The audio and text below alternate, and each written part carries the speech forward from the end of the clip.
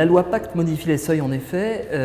L'impact pour les entreprises, d'abord, c'est une logique d'harmonisation. On avait 199 seuils jusqu'à la loi Pacte, et notamment quand on devait calculer un effectif, on se posait toujours la question de savoir quelles règles il fallait appliquer. Donc le seuil tel qu'il sera désormais calculé correspond à la moyenne des mois de l'année civile qui précède la date à laquelle on doit calculer ce seuil. Donc on rationalise, on simplifie par le prisme du Code de la Sécurité sociale. Le second point très important, c'est qu'on recentre les seuils sur des effectifs cibles, entre guillemets, 11, 50, 250, pour ne pas se retrouver en face d'une multitude de règles parce que de multiples seuils, plus de simplicité, plus de lisibilité pour les entreprises. Le troisième point de la réforme relative aux effets de seuil, c'est celui qui est en lien avec l'assouplissement de l'effet de seuil.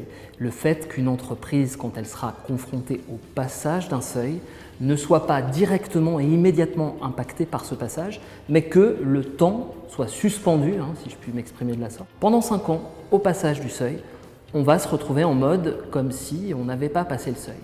Et si et seulement si vous continuez à être au-dessus de ce seuil à partir de la 6e année, alors on vous appliquera la règle. À défaut, vous resterez dans la règle ancienne, ce qui est quand même pour l'entreprise un vrai sas, une bouffée d'oxygène, parce que, par exemple, si c'est un effet de seuil lié à un taux de cotisation, je pense à une ponction sociale, le FNAL, le Fonds national d'aide au logement, vous ne serez assujetti au FNAL à plein que lorsque vous aurez dépassé le seuil de 50 salariés pendant 5 années consécutives.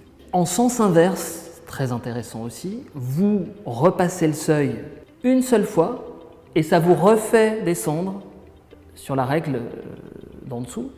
Donc en fait, une fois en passage à la baisse, vous entraîne vers la règle plus favorable, alors qu'il faut 5 fois consécutives pour être vers la règle plus sévère à la hausse. Il va falloir, pour s'approprier la réforme, bien comprendre de quel seuil on parle.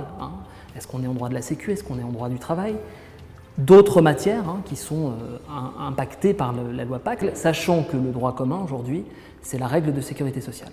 Mais pas toujours. Donc la difficulté pour les entreprises, ça va être, à mon sens, de bien distinguer les exceptions de la règle commune. Et pour ça, une lecture assez pointilleuse, assez rigoureuse des textes post-réforme, bien évidemment.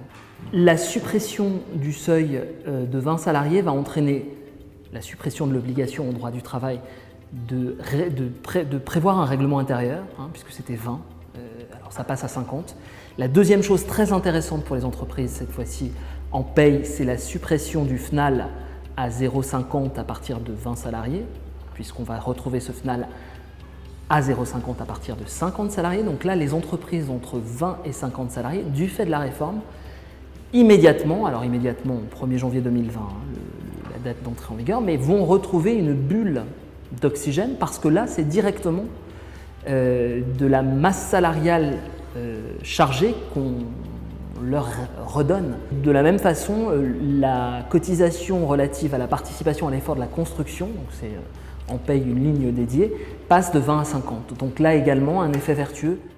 Le contentieux qu'on aura pour les seuils sera un contentieux avec l'administration, je pense. Mauvaise application d'un mauvais seuil peut vous conduire à appliquer la mauvaise règle en fait. On paye notamment. Taux de cotisation, assiette, donc c'est plutôt du côté de l'administration que ça se jouera, donc l'URSSAF notamment.